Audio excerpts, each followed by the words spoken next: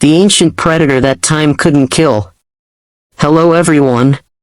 Today, we're diving into the world of one of nature's most fearsome survivors, the crocodile. These ancient reptiles have been around for over 200 million years, first appearing in the late Triassic period, long before the first dinosaurs roamed the earth. That's right, they outlived the dinosaurs. And they're still here, ruling rivers and wetlands across tropical and subtropical regions worldwide.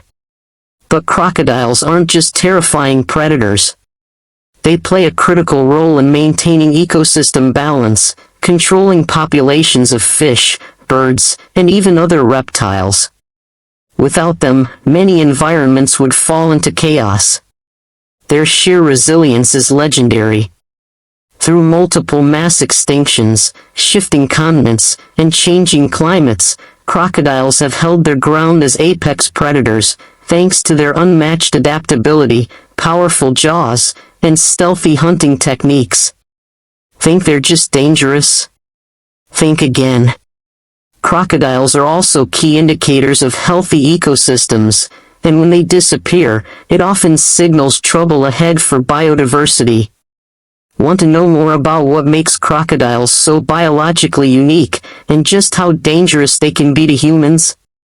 Comment the number 1 below if you want us to explore their behavior, survival tactics, and real-life encounters in our next episode. Because understanding the predator is the first step to respecting the wild. Miami under siege, the crocodile crisis of 2023. It all began in October 2023, when Miami, Florida, faced an unthinkable threat. A sudden wave of crocodile attacks that left over 100 people injured, and 30 dead, in just one horrifying week. Why so scared? Because this wasn't a freak incident. It was a full-scale invasion. The terrifying spike in attacks has forced officials and citizens alike to confront a chilling reality: our current wildlife management systems are no longer enough. And the crocodiles? They're not just passing through. They're establishing territory, pushing deeper into urban and suburban areas, threatening families, pets, and farms. In response, American farmers and local communities took matters into their own hands. Working together, they began constructing reinforced steel fences, heavy-duty barriers designed to keep the crocodiles out and give residents a fighting chance. These fences aren't just physical defenses, they're a symbol of a community under siege that refuses to back down. But make no mistake, this isn't just about Miami. It's a warning to every region vulnerable to rising invasive threats. The crocodile crisis has exposed deep cracks in our preparedness, and now, lives are at stake. Is this the beginning of a new era of human-wildlife conflict?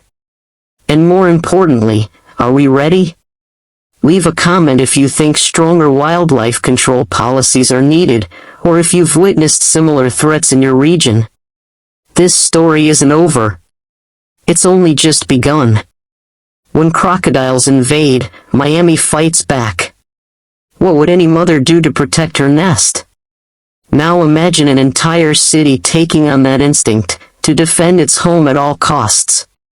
As the crocodile crisis deepens in Miami, the community is no longer sitting on the sidelines. With crocodiles pushing further inland, residents have banded together to launch defensive strategies aimed at stopping the threat before it reaches their doorsteps. One of the most impactful efforts? Community-led capture initiatives, teams working with experts to safely trap and relocate crocodiles before they can cause harm. It's not just about removing the danger, it's about reclaiming control. But that's not all. Citizens are also investing in natural defenses, reviving native wetland plants that form natural barriers and restore the ecosystem. These plants don't just block crocodile pathways, they also support biodiversity, offering safe habitats to birds, fish, and smaller reptiles. This fusion of technology, teamwork, and environmental design has become a symbol of Miami's resilience. But the question remains. Can we do more? What other creative, sustainable strategies could help protect cities from future crocodile invasions?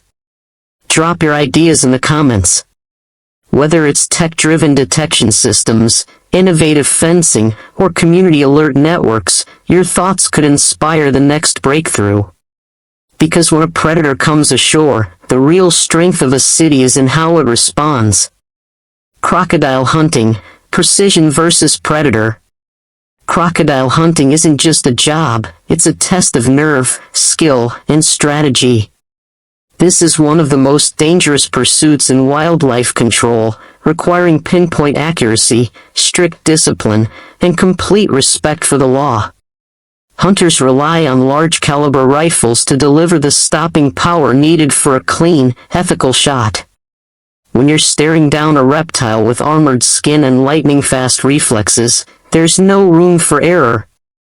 Round pushpin. The hunt usually happens in swamps, rivers, and lakes, the crocodile's territory, not yours.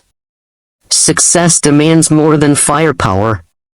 It takes deep knowledge of crocodile behavior, how they move, when they strike, and where they hide. Approaches are often made from boats or camouflaged positions, where even the smallest mistake can put a hunter in lethal danger. Direct hit accuracy is everything. Hunters are trained to aim for vital zones, the brain or spinal cord, to guarantee a quick and humane takedown. Miss that mark, and you might not get a second chance. What do you think? Should crocodile hunting be considered an effective population control method? Small blue diamond comment 2 if you believe it is. Small blue diamond comment 5 if you think we need better alternatives. Now let's raise the stakes. There's an elite group of hunters who don't rely on bullets. They use bow and arrow. Yes, you heard that right. Crocodile hunting with a bow is the ultimate challenge. This method demands extraordinary patience, stealth, and strength. Hunters must get dangerously close to their targets and use specially designed broadhead arrows strong enough to pierce through the crocodile's tough, armor-like hide. One mistake? You don't just lose your shot, you risk your life. This high-risk method isn't just about the thrill, it's a demonstration of mastery, and it's often practiced under strict supervision with a deep understanding of conservation ethics. So here's the real question. How do hunters stay safe while tracking one of the world's most dangerous predators? Drop your answers in the comments, your ideas might save lives. And don't forget to subscribe for the next episode where we break down real-life crocodile encounters and the tech helping hunters stay one step ahead. The silent stalk, a hunter's gamble in crocodile territory. Picture this. You're standing in knee-deep swamp water, your heart pounding, your breath slow. Just 20 yards away, hidden beneath the murky surface, is a prehistoric predator, a crocodile. There's no second chance here. In this kind of hunt, stealth is survival, and precision is everything. This isn't just hunting. It's close-range combat, in one of nature's deadliest arenas, riverbanks, swampy waters, and jungle lakes. Unbelievable? Absolutely. But what's truly disturbing is what's happening off the record. Stop sign illegal crocodile hunting is on the rise. Some individuals and even shady hunting groups are using the growing crocodile threat as an excuse to break the law, poaching for profit, trafficking crocodile skins on the black market, and ignoring critical safety and conservation regulations. This isn't just illegal, it's a direct blow to the environment, local communities, and the government's efforts to manage wildlife safely and ethically. Crocodile skins may be valuable, but the real cost is much higher. Right arrow disrupted ecosystems. Right arrow increased human-wildlife conflict. Right arrow a collapse in trust between conservationists and communities. With crocodiles now encroaching deeper into human territory, the stakes are rising fast. We're no longer talking about a few attacks. We're talking about an ongoing battle for safety, land, and balance. So the question isn't whether to act. It's how. Backhand index pointing right. What humane, effective strategies can help manage these encounters without further damaging the environment? Drop your ideas in the comments. Let's open the floor for real solutions, from hunters, conservationists, and anyone who believes in protecting both people and nature. Bell, like, and subscribe to stay updated on the front lines of invasive species control. Together, we can spotlight the stories that matter and uncover the tools to fight back. When giants roam, the hidden cost of elephant encounters. Hello everyone. Have you ever seen what happens when a massive elephant herd moves through farmland? It might sound majestic, but the reality? Devastation. Imagine it. Ancient giants thundering through your fields, uprooting trees, crushing crops, and tearing through months of hard work in a single night. And it doesn't stop there. Their movement disrupts soil structure, increases erosion, and throws the entire local ecosystem out of balance.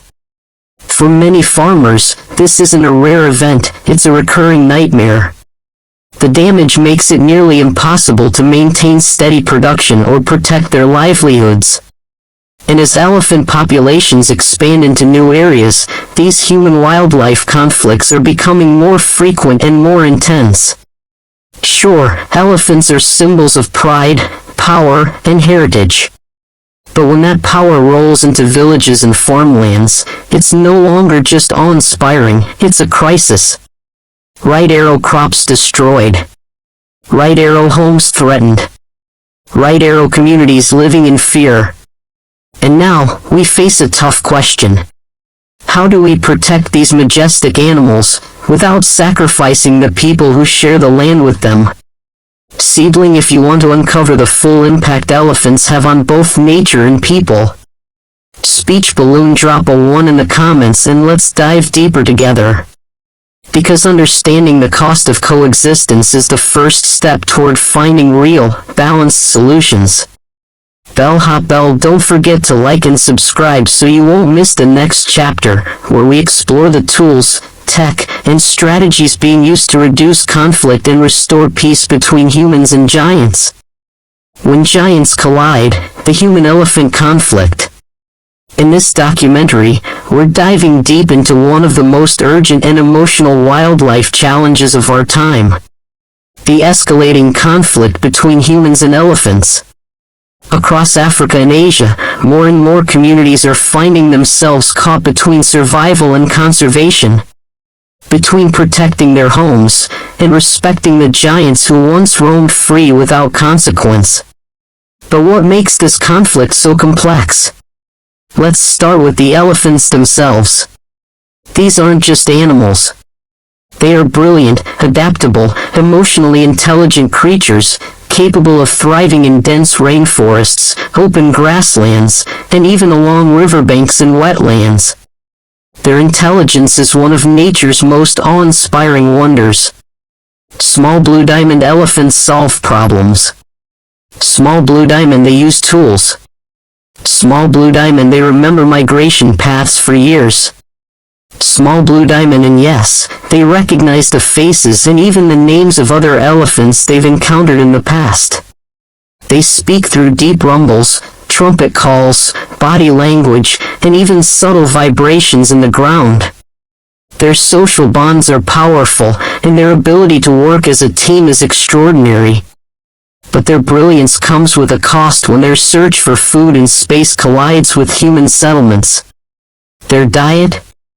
Massive and ever-changing. To fuel their enormous bodies, elephants consume up to 300 pounds of food per day. Grasses, fruits, tree bark, roots, and more. In tropical forests, they tear through fruit trees. In grasslands, they mow down entire fields. Now imagine this appetite entering your farmland. Overnight, your crops are gone. Your trees are toppled. Your family's future shaken. This is the reality for countless farmers today. So the question becomes, how do we protect these intelligent giants without sacrificing the communities in their path? This documentary explores not just the problem, but the potential solutions. From elephant corridors to early warning systems, community-based conservation to innovative deterrence, hope is not lost. When gentle giants cross the line, the elephant-human dilemma. We often admire elephants for their wisdom, peaceful nature, and gentle strength. But what happens when that gentle strength becomes a force of destruction? More and more, elephants are leaving their shrinking wild habitats and entering crowded urban areas. Streets, neighborhoods, even city centers, not to attack, but simply to pass through in search of food and space. Yet their massive size, weighing several tons, means their presence alone can spark chaos. Police car light traffic comes to a halt. Police car light pedestrians scatter in panic. Police car light accidents become a real threat, not because elephants are violent, but because they don't belong in these spaces. This isn't just inconvenient, it's dangerous. And the more frequent these encounters become, the higher the risk for both humans and elephants. That's why communities are now turning to wildlife conflict resolution teams, experts specially trained to manage elephants safely and humanely. These specialists aren't hunters or enforcers, they're mediators between two worlds. With years of experience, they use non-lethal techniques like heavy checkmark sound deterrence, heavy checkmark barriers, heavy checkmark behavior conditioning, heavy checkmark relocation tactics. Their goal? To guide elephants away from danger, protect human life, and reduce property damage without harming a single animal. This is not just conflict management. It's coexistence in action. But is this approach enough? Speaking Head, tell us what you think in the comments. If you support non-lethal conflict resolution, comment 1. If you think stronger measures are needed, type 0. Let's hear your thoughts, because your voice matters in shaping how we live alongside wildlife. Pushpin, and don't forget to like and subscribe for more real-world stories where conservation meets community survival. Together, we can build a future where humans and elephants don't collide, but coexist. The battle for Texas, coyotes versus hunters. Hey everyone. Imagine this, the sound of a gunshot echoing across the vast Texas plains, a reminder that the coyote population here is out of control. With an estimated 1.5 to 2.5 million coyotes, these predators are causing serious damage to farms, ranches, and even the local economy. According to the United States Department of Agriculture, coyotes rack up over $80 million in damage every year across Texas alone. To combat this growing threat, a dedicated group of 15 to 20 hunters head out each year to protect both livelihoods and public safety. But how do these hunters manage the ever-growing coyote population? What strategies are they using to tackle this invasive predator head-on? Let's dig into the methods, the tools, and the techniques that are helping keep Texas safe from these relentless hunters. Want to know more about the battle for Texas? Speech Balloon, leave a comment and don't forget to subscribe so you never miss an update on the fight to protect the Lone Star State. Because when it comes to coyotes, the hunt is always on. The science behind coyote hunting in Texas, the tools, the rules, and the thrill. When it comes to hunting coyotes in Texas, precision is everything. And that's why 70% of Texas hunters rely on rifles, because they offer unmatched accuracy and long-range effectiveness, especially in the open plains where coyotes roam freely. Imagine the vast, open grasslands, deserts, and forests where these predators lurk. The terrain is wide open, and the visibility is high, making rifles like the 223 Remington, 22 to 250 Remington, and 243 Winchester perfect for the job. These rifles, paired with powerful scopes like the 3-9x40 or 4-12x40, give hunters the clear vision they need at various distances, even when the light is fading. Ever wondered what it takes to legally hunt coyotes in Texas? It's easier than you might think.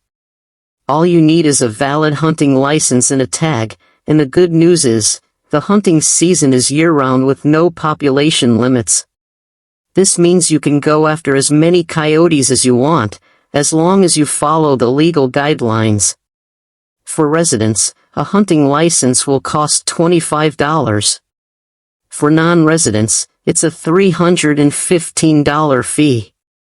These licenses can easily be obtained from the Texas Parks and Wildlife Department website, local sporting goods stores, or even Walmart.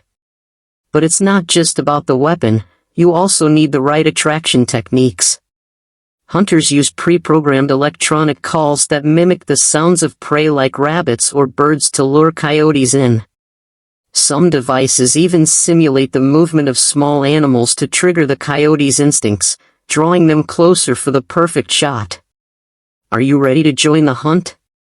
Whether you're a seasoned hunter or a beginner, the thrill of coyote hunting in Texas is like no other. And with so many tools at your disposal, success is just a shot away. The art of coyote hunting, precision, patience, and ethical practices. When a coyote appears on the horizon, silence is key. The hunter must remain still and quiet, blending into the surroundings to avoid alarming the animal. Observing the coyote's behavior and movements closely is critical to ensure a clear shot, no obstructions between the hunter and their target. Once the coyote is fully visible, the hunter carefully raises the rifle to their shoulder. Eyes on the scope, steadying their breath, they ensure the shot is taken with precision. The goal is always to aim for the vital areas, the chest or head, ensuring a quick and humane kill. With a gentle squeeze of the trigger, the hunter stays in position, observing the coyote's reaction, ready for another shot if necessary. After the shot, the hunter checks the coyote carefully for signs of life. No movement or breathing confirms the animal's death. The coyote is then tagged and the kill recorded, in compliance with Texas Parks and Wildlife regulations. This method isn't just about hunting, it's about maintaining an ethical balance between managing predators and ensuring the humane treatment of wildlife. Every step is taken with respect for the animal and the environment. By following these ethical practices, hunters contribute to maintaining the delicate balance of nature, ensuring that wildlife management is both effective and responsible. The role of hounds in coyote hunting, a strategic advantage. To enhance efficiency and reduce fatigue, many hunters in Texas rely on hounds for coyote hunting. These specially trained dogs help in both tracking and chasing, making the process more effective and less physically demanding for the hunter. But did you know that not all dogs are suited for this task? The choice of breed depends on the terrain and hunting style. In Texas, hounds are divided into two main categories, sight hounds and scent hounds. Sight hounds, like the Saluki and Greyhound, are built for speed and possess exceptional eyesight. This makes them the ideal companions for hunting coyotes across open terrain, where their quick reflexes and keen vision allow them to spot and chase down prey with incredible precision. On the other hand, scent hounds, such as the American foxhound and treeing Walker coonhound, are experts in tracking. Their sensitive noses allow them to follow scent trails over long distances, even in dense underbrush or rough terrain. These dogs are perfect for tracking coyotes that are hard to spot with the naked eye, guiding hunters directly to their target. Once the coyote is taken down, it's crucial for the hunter to approach carefully and check for any signs of life.